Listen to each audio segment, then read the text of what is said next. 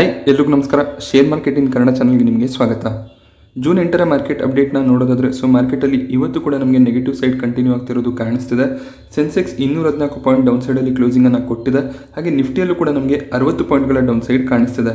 Nifty ಈಗ 16,400ರ support ಲೆವೆಲನ್ನು break ಮಾಡಿ 16,350ರಲ್ಲಿ closing ಕೊಡ್ತಾ ಇದೆ. ಹಾಗೆ ಬ್ಯಾಂಕ್ ನಿಫ್ಟಿ ಕೂಡ ಅಷ್ಟೇ 314 ಪಾಯಿಂಟ್ ಡೌನ್ ಸೈಡಲ್ಲಿ ಕ್ಲೋಸ್ ಆಗಿದೆ. ಬ್ಯಾಂಕ್ ನಿಫ್ಟಿ ಈಗ 35,000 ಕೆಳಗಡೆ ಟ್ರೇಡ್ ಆಗ್ತಾ ಇದೆ. ಇವತ್ತು ನಮಗೆ ಮಾರ್ಕೆಟ್ನಲ್ಲಿ ತುಂಬಾ ವಾಲಟಾಲಿಟಿ ನೋಡೋದಕ್ಕೆ ಸಿಕ್ತು. 10 ರಿಂದ 11 ಗಂಟೆ ಸಮಯದಲ್ಲಿ RBI ತನ್ನ ಮಾನಿಟರಿ ಪಾಲಿಸಿ ಮೀಟಿಂಗ್ನ ಡಿಸಿಷನ್ಸನ್ನು ಅನೌನ್ಸ್ ಮಾಡಿದ್ರು. ಆಗ ಮಾರ್ಕೆಟ್ನಲ್ಲಿ ಒಳ್ಳೆ ಒಂದು ಬೌನ್ಸ್ ಬ್ಯಾಕ್ ಬಂದಿತ್ತು. ನಿಫ್ಟಿ ಆಲ್ಮೋಸ್ಟ್ 16,500 ಲೆವೆಲ್ ಹತ್ರ ಟ್ರೇಡ್ ಆಗ್ತಿತ್ತು. ಅದಾದಮೇಲೆ ಮತ್ತೆ ನಮಗೆ ನಿಫ್ಟಿಯಲ್ಲಿ ಒಂದು ವಾಲಟಾಲಿಟಿಯಿಂದ ಸೆಲ್ಲಿಂಗ್ ಪ್ರೆಷರ್ ನೋಡೋದಕ್ಕೆ ಸಿಕ್ಕಿದೆ. ಬ್ಯಾಂಕ್ ನಿಫ್ಟಿ ಕೂಡ ಅಷ್ಟೇ ಪಾಸಿಟಿವ್ ಆಗಿ ಟ್ರೇಡ್ ಆಗ್ತಿತ್ತು. 10 ರಿಂದ 11 ಗಂಟೆ ಸಮಯದಲ್ಲಿ ಇಂಟ್ರೆಸ್ಟ್ ರೇಟ್ ಹೈಕ್ನ ನ್ಯೂಸ್ ಬಂದಾಗ ಬ್ಯಾಂಕ್ ನಿಫ್ಟಿಯಲ್ಲಿ ಒಳ್ಳೆ ಒಂದು ಪಾಸಿಟಿವ್ ಮೊಮೆಂಟಮ್ ಇತ್ತು. ಬ್ಯಾಂಕ್ ನಿಫ್ಟಿ ಕೂಡ ಅಷ್ಟೇ ಮಧ್ಯಾಹ್ನದ ಸಮಯದಲ್ಲಿ ತುಂಬಾ ಕರೆಕ್ಟ್ ಆಗಿದೆ. ಹಾಗೆ ಒಂದು ನೆಗೆಟಿವ್ ಕ್ಲೋಸಿಂಗ್ ಕೂಡ ಬ್ಯಾಂಕ್ ನಿಫ್ಟಿ ಮತ್ತು ನಿಫ್ಟಿಯಲ್ಲಿ ನೋಡೋದಕ್ಕೆ ಸಿಗ್ತಾ ಇದೆ. RBI ಈ ಮಾನಿಟರಿ ಪಾಲಿಸಿ ಮೀಟಿಂಗ್ ನಲ್ಲಿ 50 ಬೇಸಿಸ್ ಪಾಯಿಂಟ್ ಇಂಟ್ರೆಸ್ಟ್ ರೇಟ್ ಅನ್ನು ಜಾಸ್ತಿ ಮಾಡಿದ್ದಾರೆ. 50 ಬೇಸಿಸ್ ಪಾಯಿಂಟ್ ಅಂದಾಗ 0.5% ನಷ್ಟು ಇಂಟ್ರೆಸ್ಟ್ ರೇಟ್ ಜಾಸ್ತಿ ಆಗುತ್ತೆ. ಇದಕ್ಕೂ ಮುಂಚೆ ನಮಗೆ 4.4% ನಷ್ಟು ರೆಪೋ ರೇಟ್ ನೋಡೋದಕ್ಕೆ ಸಿಗ್ತಿತ್ತು. ಈಗ ನಮಗೆ ರೆಪೋ ರೇಟ್ 4.9% ನಷ್ಟು ಕಾಣಿಸುತ್ತೆ. ಹಾಗೆ ಕ್ಯಾಶ್ ರಿಸರ್ವ್ ರೇಷಿಯೋನ RBI ಚೇಂಜ್ ಮಾಡಿಲ್ಲ. ಇದಕ್ಕೂ ಮುಂಚೆ ನಮಗೆ 4.5% ನಷ್ಟು ಕ್ಯಾಶ್ ರಿಸರ್ವ್ ರೇಷಿಯೋ ನೋಡೋದಕ್ಕೆ ಸಿಗ್ತಿತ್ತು. ಅದೇ ಒಂದು ಕ್ಯಾಶ್ ರಿಸರ್ವ್ ರೇಷಿಯೋನ RBI ಮೇಂಟೈನ್ ಮಾಡ್ತಿದ್ದಾರೆ. ಕ್ಯಾಶ್ ರಿಸರ್ವ್ ರೇಷಿಯೋ ಅಂದಾಗ ಬ್ಯಾಂಕ್ ಸ್ವಲ್ಪ ಕ್ಯಾಶ್ ಅನ್ನ RBI ಬಳಿಯಲ್ಲಿ ರಿಸರ್ವ್ ಮಾಡಬೇಕಾಗುತ್ತೆ. ಅದನ್ನು ಅವರು ಲೋನ್ ನ ರೂಪದಲ್ಲಿ ಕಸ್ಟಮರ್ಸ್ಗೆ ಕೊಡೋದಕ್ಕೆ ಆಗೋದಿಲ್ಲ. ಬ್ಯಾಂಕ್ ನ ಓವರ್ ಆಲ್ ಅಮೌಂಟ್ ಅಲ್ಲಿ ಸ್ವಲ್ಪ ಅಮೌಂಟ್ ಅನ್ನ RBI ಗೆ ರಿಸರ್ವ್ ಮಾಡುವ ಒಂದು ರೇಷಿಯೋ ಏನಿರುತ್ತೆ ಅದನ್ನ ನಾವು ಕ್ಯಾಶ್ ರಿಸರ್ವ್ ರೇಷಿಯೋ ಅಂತ ಕರಿತೀವಿ. ಹಾಗೆ RBI ಈ ಒಂದು ಫೈನಾನ್ಷಿಯಲ್ ಇಯರ್ ಅಂದ್ರೆ 2023ರ ಫೈನಾನ್ಷಿಯಲ್ ಇಯರ್ ನಲ್ಲಿ ನಮಗೆ ಇನ್ಫ್ಲೇಷನ್ 6.7% ನಷ್ಟು ನೋಡೋದಕ್ಕೆ ಸಿಗುತ್ತೆ ಅಂತ ಹೇಳ್ತಿದ್ದಾರೆ. ಇನ್ಫ್ಲೇಷನ್ ಪ್ರೊಜೆಕ್ಷನ್ ಏನಿದೆ ಅದನ್ನ RBI ಜಾಸ್ತಿ ಮಾಡಿದ್ದಾರೆ. ಇದಕ್ಕೂ ಮುಂಚೆ 5.4-5.5ರ ಒಂದು ಪ್ರೊಜೆಕ್ಷನ್ ಇತ್ತು. ಬಟ್ ಉಕ್ರೇನ್ ಮತ್ತೆ ರಷ್ಯಾದ ವಾರ್ ಕಂಟಿನ್ಯೂ ಆಗ್ತಿದೆ. ಕ್ರೂಡ್ ಆಯಿಲ್ ನ ಪ್ರೈಸಸ್ ಕೂಡ ಜಾಸ್ತಿ ಆಗ್ತಿರೋದ್ರಿಂದ ಇನ್ಫ್ಲೇಷನ್ ಪ್ರೊಜೆಕ್ಷನ್ ಅನ್ನ RBI ಜಾಸ್ತಿ ಮಾಡಿದ್ದಾರೆ. ಈ ಒಂದು ಫೈನಾನ್ಷಿಯಲ್ ಇಯರ್ ನಲ್ಲಿ GDP ಗ್ರೋತ್ ರೇಷಿಯೋ ನಮಗೆ 7.2% ನಷ್ಟು ಇರುತ್ತೆ ಅಂತ RBI ಈ ಮುಂಚೆ ಕೂಡ ಪ್ರೆಡಿಕ್ಟ್ ಮಾಡಿದ್ರು. ಆ ಒಂದು ರೇಟ್ ಅನ್ನ ಈಗಲೂ ಕೂಡ ಮೇಂಟೈನ್ ಮಾಡ್ತಿದ್ದಾರೆ. GDP ಗ್ರೋತ್ ಪ್ರೊಜೆಕ್ಷನ್ ನಲ್ಲಿ ಯಾವುದೇ ಒಂದು ಚೇಂಜಸ್ ನಮಗೆ ನೋಡೋದಕ್ಕೆ ಸಿಗ್ತಿಲ್ಲ. ವಾಲಟಾಲಿಟಿ ಇಂಡೆಕ್ಸ್ ಅನ್ನು ಕೂಡ ನೀವು ಗಮನಿಸಬಹುದು. ಮಧ್ಯಾಹ್ನದ ನಂತರ ನಮಗೆ ಸಡನ್ ಸ್ಪೈಕ್ ನೋಡೋದಕ್ಕೆ ಸಿಕ್ಕಿದೆ. ವಾಲಟಾಲಿಟಿ ಇಂಡೆಕ್ಸ್ ಅಂದಾಗ 15 ರಿಂದ 35ರ ನಡುವೆ ಈ ಒಂದು ವಾಲಟಾಲಿಟಿ ಇಂಡೆಕ್ಸ್ ಇದ್ದಾಗ ಅದು ಟ್ರೇಡರ್ಸ್ಗೆ ಒಂದು ಒಳ್ಳೆ ಟ್ರೇಡಿಂಗ್ ಟೈಮ್ ಆಗಿರುತ್ತೆ. 15ರ ಕೆಳಗಡೆ ವಾಲಟಾಲಿಟಿ ಇಂಡೆಕ್ಸ್ ಹೋದ್ರೆ ಅಂದ್ರೆ ಮಾರ್ಕೆಟ್ ನಲ್ಲಿ ಯಾವುದೇ ರೀತಿಯ ವಾಲಟಾಲಿಟಿ ಇರೋದಿಲ್ಲ, ಸೈಡ್ ವೇಸ್ ಅಲ್ಲಿ ಮಾರ್ಕೆಟ್ ಟ್ರೇಡ್ ಆಗ್ತಿರುತ್ತೆ. ಅದೇ ರೀತಿಯಲ್ಲಿ ವಾಲಟಾಲಿಟಿ ಇಂಡೆಕ್ಸ್ ಏನಾದರೂ 35ರ ಮೇಲೆ ಹೋದಾಗ ತುಂಬಾನೇ ವಾಲಟಾಲಿಟಿ ಇರುತ್ತೆ. ಸಡನ್ ಆಗಿ 300-400 ಪಾಯಿಂಟ್ಗಳ ಜಂಪ್ಸ್ ನೋಡೋದಕ್ಕೆ ಸಿಗುತ್ತೆ. ಈ ರೀತಿ ಆದಾಗ ಟ್ರೇಡಿಂಗ್ಗೆ ಕೂಡ ಅದು ಒಂದು ಒಳ್ಳೆ ಟೈಮ್ ಆಗಿರೋದಿಲ್ಲ. ಹಾಗೆ ಮಾರ್ಕೆಟ್ನ ಈ ಒಂದು ವಾಲಟಾಲಿಟಿಯಿಂದ ಡಿಮ್ಯಾಟ್ ಅಕೌಂಟ್ ಓಪನಿಂಗ್ ಕೂಡ ಕಮ್ಮಿ ಆಗ್ತಿದೆ. ನವೆಂಬರ್ 2021ರಲ್ಲಿ ನಮಗೆ ಆಲ್ಮೋಸ್ಟ್ 36 ಲಕ್ಷ ಡಿಮ್ಯಾಟ್ ಅಕೌಂಟ್ಗಳು ಪ್ರತಿ ತಿಂಗಳು ಓಪನ್ ಆಗ್ತಿತ್ತು. ಬಟ್ ಈಗ ನಮಗೆ ಮೇ ತಿಂಗಳಲ್ಲಿ ಕೇವಲ 26.5 ಲಕ್ಷ ಡಿಮ್ಯಾಟ್ ಅಕೌಂಟ್ಸ್ ಓಪನ್ ಆಗಿದೆ. ಮಾರ್ಕೆಟ್ನಲ್ಲಿ ವಾಲಟಾಲಿಟಿ ಕೂಡ ಇರೋದ್ರಿಂದ ತುಂಬ ಜನ ಮಾರ್ಕೆಟ್ನಲ್ಲಿ ಈಗ ಇನ್ವೆಸ್ಟ್ ಮಾಡೋದಕ್ಕೆ ಇಷ್ಟ ಪಡ್ತಿಲ್ಲ. ಬಟ್ ಲಾಂಗ್ ಟರ್ಮ್ ಇನ್ವೆಸ್ಟ್ಮೆಂಟ್ಗೆ ಮಾರ್ಕೆಟ್ ತುಂಬಾ ಒಂದು ಒಳ್ಳೆ ಆಪರ್ಚುನಿಟಿಯನ್ನು ಈಗ ಕೊಡ್ತಿದೆ. ನೀವು 5-10 ವರ್ಷಗಳಿಗೆ ಇನ್ವೆಸ್ಟ್ಮೆಂಟನ್ನು ಮಾಡಬೇಕು ಅಂತ ಇದ್ದಾಗ ಖಂಡಿತವಾಗ್ಲೂ ಒಳ್ಳೊಳ್ಳೆ ಸ್ಟಾಕ್ಗಳನ್ನು ಪಿಕ್ ಮಾಡಿಕೊಂಡು ಇನ್ವೆಸ್ಟ್ಮೆಂಟ್ ಅನ್ನ ಕಂಟಿನ್ಯೂ ಮಾಡಬಹುದಾಗುತ್ತೆ. ಹಾಗೆ ಮಾರ್ಕೆಟ್ ಸ್ವಲ್ಪ ರಿಕವರ್ ಆದ್ಮೇಲೆ IPO ಗಳಿಂದ ಕೂಡ ಒಳ್ಳೆ ಒಂದು ರಿಟರ್ನ್ಸ್ ಅನ್ನ ಪಡ್ಕೋಬಹುದಾಗುತ್ತೆ. ಪೇಟಿಎಂ ಮತ್ತು LIC IPOಗಳಲ್ಲಿ ಒಳ್ಳೆ ಒಂದು ಎಕ್ಸ್ಪೆಕ್ಟೇಷನ್ಸ್ ಇತ್ತು. ಒಳ್ಳೆ ರಿಟರ್ನ್ಸ್ ಅನ್ನು ಜನರೇಟ್ ಮಾಡ್ಬೋದು ಅನ್ನುವಂಥ ಎಕ್ಸ್ಪೆಕ್ಟೇಷನ್ಸ್ ಇತ್ತು. ಬಟ್ 2 IPOಗಳು ರಿಟರ್ನ್ಸ್ ಅನ್ನು ಅಷ್ಟು ಚೆನ್ನಾಗಿ ಮಾಡಿಕೊಟ್ಟಿಲ್ಲ. ಮುಂಬರುವಂಥ IPOಗಳಲ್ಲಿ ಕೂಡ ಇದು ನೆಗೆಟಿವ್ ಪಾಯಿಂಟ್ ಆಗಿ ಕನ್ಸಿಡರ್ ಆಗುವಂಥ ಸಾಧ್ಯತೆ ಇರುತ್ತೆ. ರಿಯಾಲಿಟಿ ಸೆಗ್ಮೆಂಟ್ಗೆ ಈ ಒಂದು ಇಂಟ್ರೆಸ್ಟ್ ರೇಟ್ ಹೈಕ್ ಏನಿದೆ ಅದು ತುಂಬಾನೇ ನೆಗೆಟಿವ್ ಆಗಿರುತ್ತೆ. ತುಂಬ ಜನ ಈಗ ಹೊಸದಾಗಿ ಹೋಮ್ ಲೋನ್ಸ್ ಅನ್ನು ತಗೊಳ್ಳೋದಕ್ಕೆ ಯೋಚನೆ ಮಾಡೋದ್ರಿಂದ ರಿಯಾಲಿಟಿ ಸೆಗ್ಮೆಂಟ್ಗೆ ಇದು ನೆಗೆಟಿವ್ ಆಗುತ್ತೆ. ಹಾಗೆ RBI ನ ರೇಟ್ ಹೈಕ್ ಇನ್ವೆಸ್ಟರ್ಸ್ಗಳಿಗೆ ಪಾಸಿಟಿವ್ ನೆಗೆಟಿವ್ ಅಂತ ನಾವು ನೋಡಿದ್ರೆ ಈಗ ಶಾರ್ಟ್ ಟರ್ಮ್ನಲ್ಲಿ ನಮಗೆ ಇದು ಸ್ವಲ್ಪ ನೆಗೆಟಿವ್ ಅಂತ ಅನ್ನಿಸ್ಬೋದು. ಬಟ್ ಲಾಂಗ್ ಟರ್ಮಲ್ಲಿ ಅಂದರೆ ಇನ್ನೂ 6-7 ತಿಂಗಳು ಆದಮೇಲೆ ಈ ಒಂದು ಇಂಟ್ರೆಸ್ಟ್ ರೇಟ್ ಹೈಕ್ ಖಂಡಿತವಾಗ್ಲೂ ಇನ್ವೆಸ್ಟರ್ಸ್ಗಳಿಗೆ ಪಾಸಿಟಿವ್ ಆಗುತ್ತೆ. ಏನಕ್ಕೆಂದರೆ ಇನ್ಫ್ಲೇಷನ್ ಈಗ ತುಂಬಾ ಜಾಸ್ತಿ ಇದೆ. ಸ್ಟೀಲ್ ಪ್ರೈಸಸ್ ಆಗಿರ್ಬೋದು, crude oil prices, gold price ಎಲ್ಲ ಕೂಡ ಜಾಸ್ತಿ ಆಗ್ತಿದೆ. ಈ ರೀತಿಯಲ್ಲಿ ನಮಗೆ ಕಮೋಡಿಟಿ ಪ್ರೈಸಸ್ ಜಾಸ್ತಿ ಆದಾಗ ಇನ್ಫ್ಲೇಷನ್ ಜಾಸ್ತಿ ಆಗುತ್ತೆ. ಈ ಇನ್ಫ್ಲೇಷನ್ ಅನ್ನು ಕಂಟ್ರೋಲ್ ಮಾಡಬೇಕು ಅಂದಾಗ ಇಂಟ್ರೆಸ್ಟ್ ರೇಟನ್ನು ಜಾಸ್ತಿ ಮಾಡಬೇಕಾಗುತ್ತೆ. ಇಂಟ್ರೆಸ್ಟ್ ರೇಟ್ ಜಾಸ್ತಿ ಆಗ್ತಾ ಹೋದಾಗ ನಮಗೆ ಸ್ಲೋ ಆಗಿ ಇನ್ಫ್ಲೇಷನ್ ಕಮ್ಮಿ ಆಗುತ್ತೆ. ಇನ್ಫ್ಲೇಷನ್ ಕಮ್ಮಿ ಆಗ್ತಾ ಹೋದಾಗ FMCG ಕಂಪನೀಸ್ ಆಗಿರ್ಬೋದು, ಆಟೋ ಕಂಪನೀಸ್ ಆಗಿರ್ಬೋದು, ಎಲ್ಲ ಕಂಪನಿಗಳು ಒಳ್ಳೆ ಒಂದು ರಿಸಲ್ಟ್ಸ್ ಅನ್ನು ಅನೌನ್ಸ್ ಮಾಡ್ತಾರೆ. ಈ ರೀತಿಯಲ್ಲಿ ರಿಸಲ್ಟ್ಸ್ ನಲ್ಲಿ ನಮಗೆ ಒಳ್ಳೆ ಒಂದು ಗ್ರೋತ್ ಕಾಣಿಸಿದಾಗ ಖಂಡಿತವಾಗ್ಲೂ ಮತ್ತೆ ಮಾರ್ಕೆಟ್ ನಲ್ಲಿ ಬೌನ್ಸ್ ಬ್ಯಾಕ್ ಬರುವಂತ ಸಾಧ್ಯತೆ ಇರುತ್ತೆ. ಹಾಗೆ ಇವತ್ತು ನಿಫ್ಟಿಯ ಟಾಪ್ ಗೀನರ್ಸ್ ಮತ್ತು ಲೂಸರ್ಸ್ ಅನ್ನು ನಾವು ಗಮನಿಸಿದಾಗ ಟಾಟಾ ಸ್ಟೀಲ್ ಇವತ್ತು ಟಾಪ್ ಗೀನರ್ ಆಗಿ ಕಾಣಿಸ್ತಿದೆ. ಹಾಗೆ SBI ಕೂಡ ಒಳ್ಳೆ ಒಂದು ಪಾಸಿಟಿವ್ ಕ್ಲೋಸಿಂಗ್ ಅನ್ನು ಕೊಟ್ಟಿದೆ. ಟೈಟನ್ ತುಂಬ ದಿನಗಳ ನಂತರ ಇವತ್ತು ಪಾಸಿಟಿವ್ ಆಗಿ ಕ್ಲೋಸ್ ಆಗಿದೆ.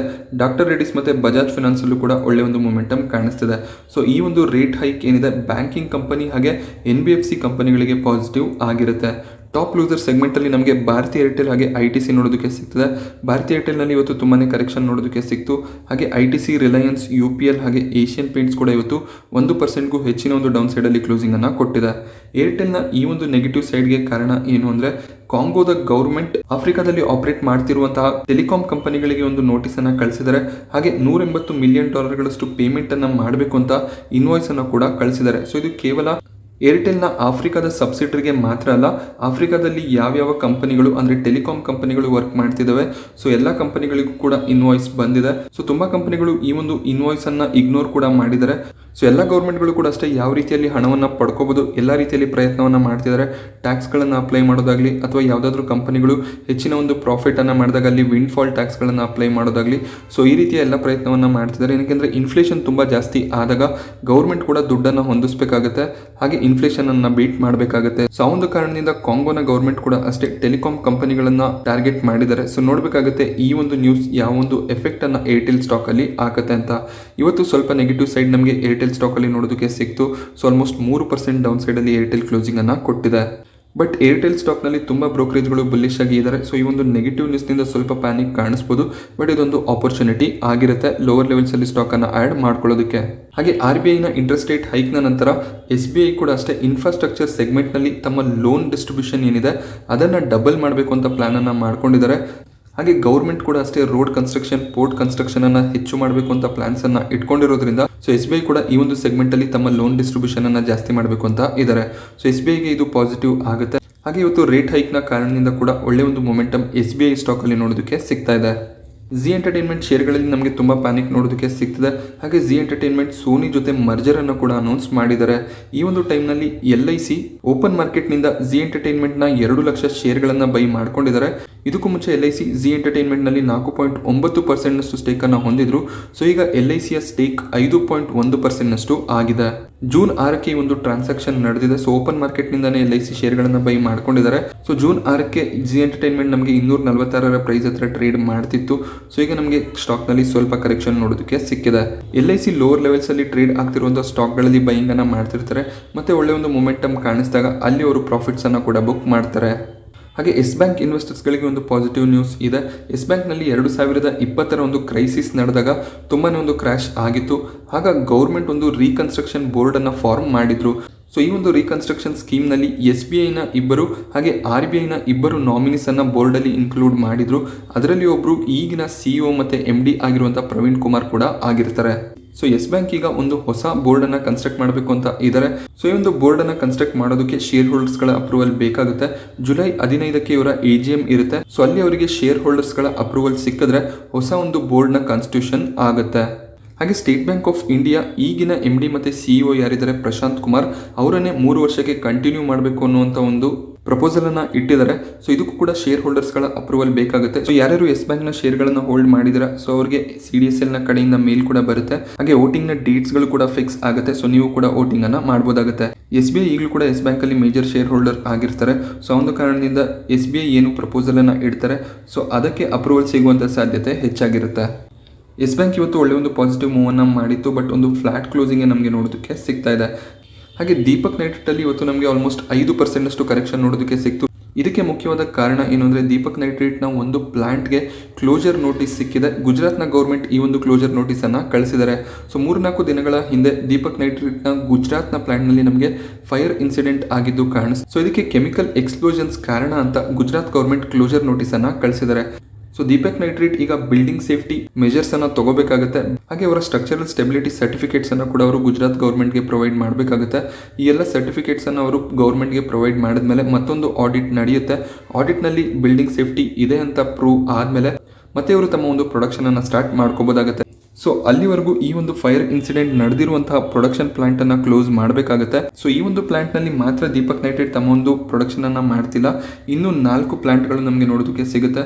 ಸೊ ಇನ್ನೊಂದು ಪ್ಲಾಂಟ್ ನಮಗೆ ಗುಜರಾತ್ ನಲ್ಲೇ ನೋಡೋದಕ್ಕೆ ಸಿಗುತ್ತೆ, ದಹೇಜ್ ಅನ್ನೋ ಕಡೆಯಲ್ಲಿ ಈ ಒಂದು ಪ್ಲಾಂಟ್ ಇದೆ.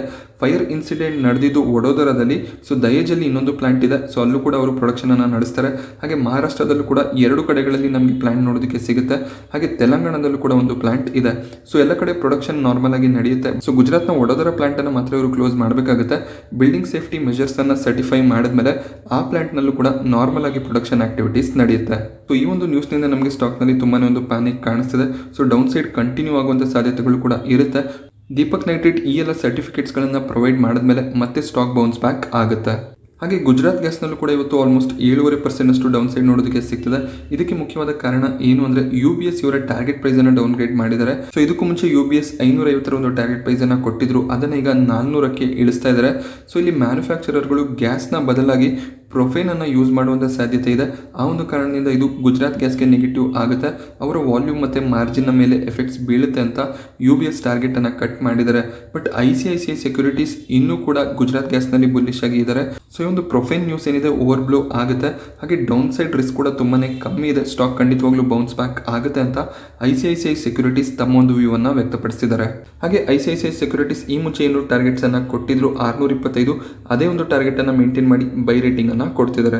ಹಾಗೆ ಬಯೋಕಾನ್ ನಲ್ಲಿ ನಮಗೆ 2 ಇಯರ್ ಲೋ ಇವತ್ತು ನೋಡೋದಕ್ಕೆ ಸಿಗ್ತದೆ. ಇದಕ್ಕೆ ಮುಖ್ಯವಾದ ಕಾರಣ ಏನು ಅಂದ್ರೆ ಇವರ Q4 ಪ್ರಾಫಿಟ್ ನಲ್ಲಿ ಸ್ವಲ್ಪ ಫಾಲ್ ನೋಡೋದಕ್ಕೆ ಸಿಕ್ಕಿತ್ತು. ಈ ಒಂದು ಕ್ವಾರ್ಟರ್ ನಲ್ಲಿ ಇವರು 283 ಕೋಟಿ ಪ್ರಾಫಿಟ್ ಅನ್ನು ಡಿಕ್ಲೇರ್ ಮಾಡಿದ್ದಾರೆ. ಅದೇ 2021ರ ಮಾರ್ಚ್ ಕ್ವಾರ್ಟರ್ ನಲ್ಲಿ ಇವರ ಪ್ರಾಫಿಟ್ 297 ಕೋಟಿಯಷ್ಟು ಇತ್ತು. ಸೊ 14 ಕೋಟಿ ಪ್ರಾಫಿಟ್ ನಲ್ಲಿ ಫಾಲ್ ಬಂದಿದೆ. ಆ ಒಂದು ಕಾರಣದಿಂದ ಸ್ಟಾಕ್ ಆಲ್ಮೋಸ್ಟ್ ಇಲ್ಲಿ 18% ನಷ್ಟು ಕರೆಕ್ಟ್ ಆಗಿದೆ. ಸೊ ಇವತ್ತು ಸ್ಟಾಕ್ ನಲ್ಲಿ ಸ್ವಲ್ಪ ರಿಕವರಿ ಬಂದಿದೆ. ಬಟ್ ಬಯೋಕಾನ್ ಲಾಂಗ್ ಟರ್ಮ್ಗೆ ಕೂಡ ಒಂದು ಒಳ್ಳೆ ಸ್ಟಾಕ್ ಆಗಿರುತ್ತೆ. ಇವತ್ತು ನಾನು ನಿಮಗೆ ಸ್ಟಾಕ್ ಮಾರ್ಕೆಟ್ನ ಬಗ್ಗೆ ಕೊಟ್ಟಂತ ಇನ್ಫಾರ್ಮೇಷನ್ ಇಷ್ಟ ಆದರೆ ವಿಡಿಯೋನ ಲೈಕ್ ಮಾಡಿ. ಹಾಗೆ ಇದೇ ರೀತಿಯ ಮಾರ್ಕೆಟ್ ಅಪ್ಡೇಟ್ಸ್ಗಳಿಗೋಸ್ಕರ ಚಾನಲ್ನ ಸಬ್ಸ್ಕ್ರೈಬ್ ಮಾಡೋದು ಮರಿಬೇಡಿ. Thank you friends.